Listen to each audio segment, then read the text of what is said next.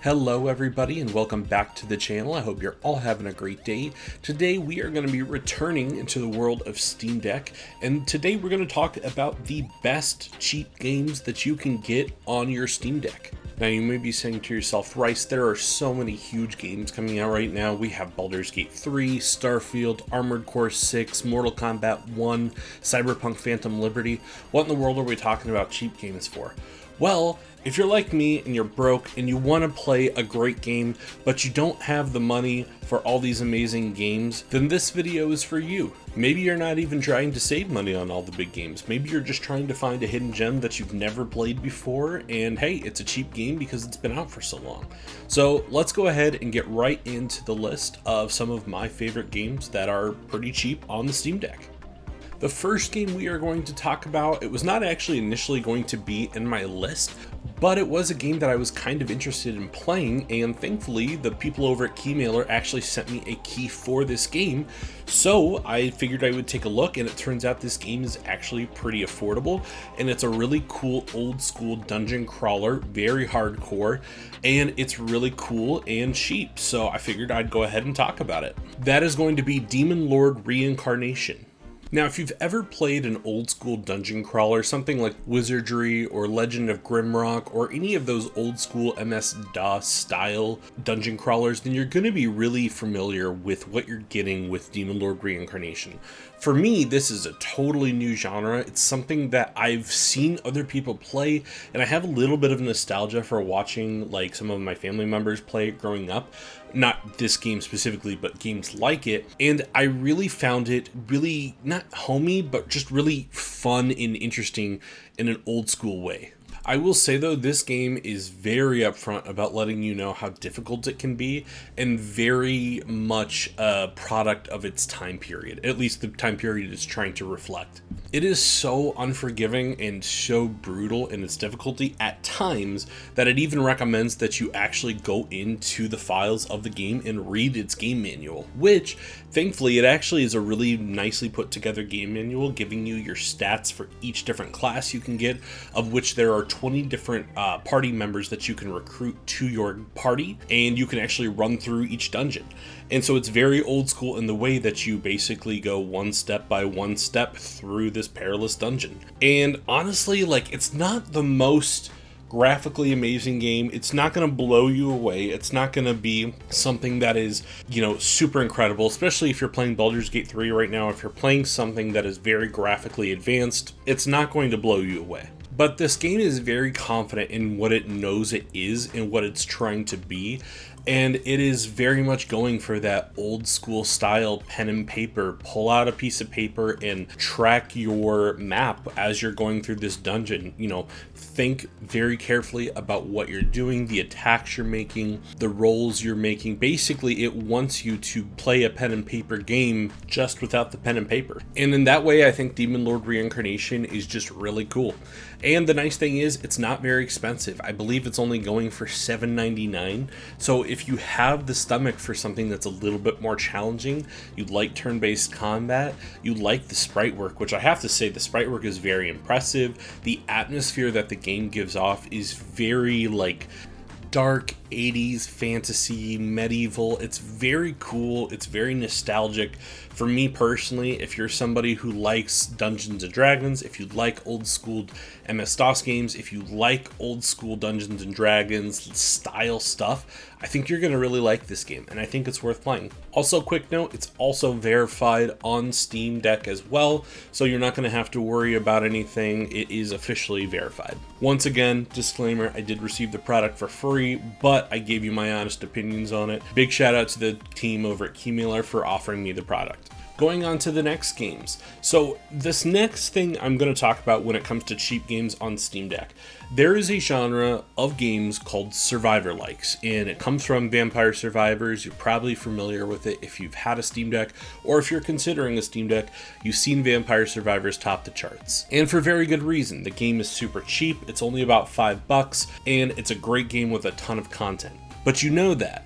So rather than going off with just Vampire Survivors or just listing off one of my favorite survivors like, I'm gonna just kind of combine 3 of my favorite survivors likes into one, because they're all very cheap, they're all very affordable, they're all very content rich, and they're my 3 favorite out of this whole genre. Obviously, the first one is Vampire Survivors. It's very known. You understand what it is. I'm not going to go super in-depth into it because you probably know what you're getting. Hell, I even made a review on the game, so if you do want to see that, feel free to click the title card above. The other game in the Survivors like, though, that I would recommend is Halls of Torment. I also made a review about this. Once again, I will leave a title card above, but this is specifically one of my favorites because it takes the best elements of Diablo, old school Diablo I should mention, of the combat, the brutal nature of it, and it combines that picking up loot with the Survivors like genre, and it mends it super well. All for only $5. There's a ton of content, a ton of hidden content as well that you can really discover just through exploring each stage that you go through. The game is pretty non-linear for a Survivors like, surprisingly. So each stage that you go in, you can actually, much like Vampire Survivors, go through, try to find secrets, you get different items to equip, you still have the gold that you'll collect for each run that you can get with permanent stat boosts. It's all very unique, and personally it's my favorite out of the Survivors like genre, but I think it's definitely worth picking up, especially for only $5. And the last of the Survivors games that I would recommend is a new one for me. It is 20 Minutes Until Dawn. Now this game, I've seen it officially come into its 1.0 release, I think within the last few months to maybe 6 months. I could be a little late on that.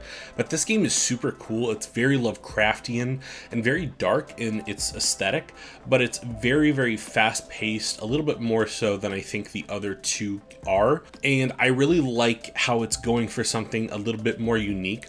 It's going for something more synergy based, where you're kind of having to play around with the level ups and the pickups that you get a bit more than you do need to with the others. Vampire Survivors eventually opens up so that you have an idea of what you're doing with each item and weapon and how you're combining them. Same with Halls of Torment. As opposed with 20 Minutes Until Dawn, you're really trying to figure out how what you're picking up matches well with the character you're playing as, because each player that you unlock and each player that you're playing as has their own unique style and quirk to them, and that actually feeds into the item and weapon that you pick up. It's not something that the game really outright tells you, but it's something that as you're playing it, you start to realize by the way the game is telegraphing it to you through the combat and through the way the enemies are basically dissolving in front of you. You start to realize, oh, okay, so if I combine this element with this character, with this weapon, I start to understand that it does more damage this way. And then, oh, okay, this unlocks more health for me for this character because this character focuses more on health, whereas this character focuses more on this elemental damage. It becomes a really cool guessing game. And thankfully, there is a synergies tab if you really want to explore how the synergies really work with each other. But I think the game is really, really impressive. And for how fast and frenetic it is, plus with it being a Lovecraftian title, I'm personally really impressed with it. And it's also only $5. So I think there's a ton of content here with this one as well. Once again, these are 3 Survivors likes that I really recommend. I didn't want to make this whole list just Survivors likes because they're all very cheap, but these are 3 of my absolute favorites. Moving on to the next game, we have one of my personal favorite games of all time, and that's going to be Hotline Miami. Now, Hotline Miami is a known classic at this point, but not everybody has played it. So if you're one of the few people that have not played it yet, this is a perfect time for you to pick it up and try it out. The game is a top-down, old-school style, level-based game where basically you go in as this masked killer and you get to choose your own mask, with each mask having a different perk, and you go in and you slaughter the people in each building that you go through, and then you come out and you basically go through each mission as you have these bits of story fed to you along the way. It is by far one of the most atmospheric games, especially for being a pixel-based game. You have so much atmosphere with the soundtrack, the amazing soundtrack compiled of a bunch of different artists from the time. It came out in 2012, so there's a ton of just amazing club music and different electronica. It is so inspired. It's so neon aesthetic. It's set in the 80s, so you just have this incredible backdrop of 80 neon Miami, and it is just an absolute visual and sensory treat. Not to mention the game is so brutally difficult, but it's so quick at putting you back in the action that it doesn't even feel like any time has gone by. So if you die, you restart immediately and you get to get right back into the action. The gameplay is immensely satisfying, with each kill of each enemy being so brutal and so vicious. The pixel art really just adds to that brutality with not being able to see completely what you're doing to your enemy. It just makes the whole thing feel really visceral. If you haven't played Hotline Miami, it's only $9.99 on Steam. I highly recommend it. If you want to get it cheaper, it goes on sale pretty frequently. You can normally pick it up for like $2 or $3. And if you want to go to a CD key site, you can pick it up for normally $2 or $3 on there as well. So I highly recommend it. Gotta give Hotline Miami a shot. Also, shout out to the sequel. It's also very good. Full disclosure on this next game, it does retail for $29.99. However, it does go on sale very frequently on Steam for about $9.89. And you can find a CD key for it for about the same price, maybe even less. I've seen it go upwards, or downwards, I should say, of about $7. But that is Deep Rock Galactic. I wasn't planning to make any exceptions for games that retailed over $10. However, with Deep Rock Galactic, I feel like an exception needs to be made just for how much content you get with this game. For the uninitiated, Deep Rock Galactic is what happens if you took Gimli from Lord of the Rings and a bunch of his dwarf buddies and you put them in space against the Starship Trooper bugs, and you also made them have to mine in this giant galactic rock with multiple different hemispheres inside this rock, and then basically have a little space station that they get to come back to after each mission and get to drink and have a beer and lay back, play Flappy Bird clone, or maybe throw a barrel into a hoop. It is a Left 4 Dead style clone, but also a mining game with a bunch of different objectives, and it is so much fun. Even though it's a co-op game at its heart, I've played 50 hours of this game completely solo. And that's because the game takes into account that there are going to be times where you're going to want to run a mission or work on a specific objective to upgrade and level up your dwarf, and you're going to want to be able to do those things without always needing to have a buddy around. So what the game smartly does is it gives you a little robot companion named Bosco, and it allows you to have him help you out during missions, as in pick up different minerals and things to help you carry through your mission. He can also revive you. He can fight with you as well. It's very smart, and it helps you play the game solo if you want. Obviously, the game is super fun with friends, but there are 4 different classes, each with different unlockable weapons. There is a fully free battle pass that you get to unlock as you play through. There's a whole stock market of different minerals, so as you're going through each mission, the more minerals you pick up, when you come back, you can try and trade off your minerals for more money or different minerals. And there is just so much content in this game. I've played it for 50 hours, but I don't know that that 50 hours is spent completely inside of missions, because there is so much to do outside of the missions. It's just a crazy amount of content for a game that I only spent $10 on. And honestly, I wouldn't have even felt bad if I spent full price on it for $30, because the developers work so hard, and with each different season that they implement new items and new perks and even new things around the space station for you to play with. Like recently, that Flappy Bird game I mentioned, that wasn't even in it when I bought the game. They just recently put that in just for fun. There is so much time and care and thought put into this game that I wouldn't have even been mad if I spent $30 on it, because I've gotten more than my money's worth.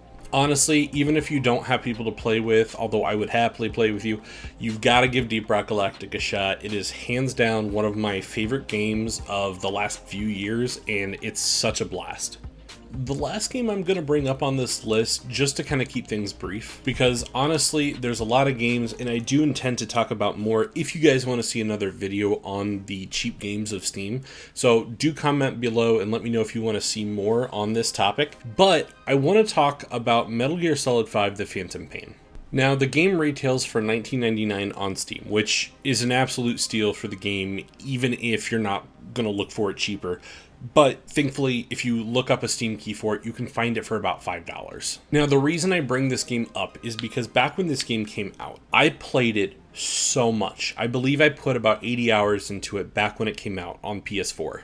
And if watching all these AAA games get released during this time kind of has you down, wishing that you could play something that really was AAA, wishing that you could get something that gives you that AAA feeling, and you're looking for something you've never played before, and you just don't have enough money for Starfield or Mortal Kombat 1 or Baldur's Gate 3 or any of these big games, but you've never played Metal Gear Solid 5: The Phantom Pain, pick this game up. I mean it. It gives you so much freedom. In fact, this probably was, outside of Bloodborne, my favorite game of 2015. And to give you an idea of what came out in 2015, we're talking the same year as Witcher 3, the same year as Bloodborne, the same year as Rocket League, the same year as Batman Arkham Knight. There was an incredible amount of games that came out that year. But Metal Gear Solid 5: The Phantom Pain is a game that I still think about a lot because it's a game that has stuck with me for a very long time.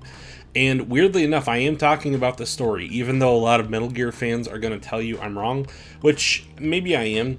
But as an off and on again Metal Gear Solid fan, I can tell you that Metal Gear Solid is one of those games where I appreciate the story, but the gameplay never clicked for me. And Metal Gear Solid 5: The Phantom Pain was the first Metal Gear Solid game I played where nothing about the gameplay bothered me. People will tell you that Breath of the Wild was the first game to give you so much freedom over an open world in the way in which you handle situations. Like if you roll up into a camp of goblins or something and you want to, play with physics and you want to experiment with how you're going to take them out. But really, for me, Metal Gear Solid 5: The Phantom Pain did that way before Breath of the Wild ever did it. In fact, I wouldn't be surprised if Zelda took some keys from Metal Gear Solid 5. Metal Gear Solid 5 is an open world game where you get to play as Snake and you get to dress him up in any way you like. You get to drop down into these different hemispheres and you get to go complete these missions, and you can do that either by completing the missions, or you can roam the open world, you can explore, you can find different collectibles, you can literally, if you want to, you can go sneaky, you can go stealthy, you can go guns blazing, you can do non-lethal, you can go lethal. There are so many different options. You could do goofy if you want to, and I know this sounds weird, but like if you wanted to make every attack of yours seem like a weird way of doing things, you could do it. And the cool part about it is, as you are playing the game, you're trying to decide if the people that you're attacking, if you want to recruit them to your team, because every enemy is also a potential ally, because every enemy has stats, and when you're looking at the enemy stats, you can decide if you want to take them back to your base. And as you take them back to your base, there's a whole base management system alongside the open world game. The game is just an absolute content goldmine, and that's not even including the story. I think the story is really good. It's very strange and maybe a little jumbled and a little bit of jargon, but it feels like an 80s action movie with weird, crazy twists and turns, and it's something that I still to this day look at as an incredible cinematic, weird but effective roller coaster. Metal Gear Solid 5: The Phantom Pain is an incredible amount of content for a very low price. So if you haven't played it, please do yourself a favor. Play this awesome game.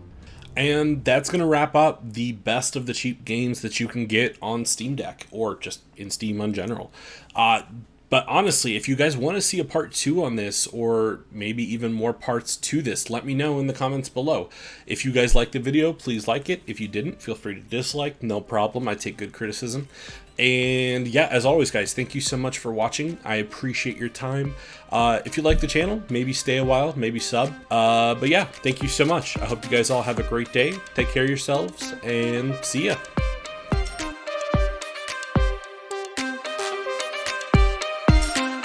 they don't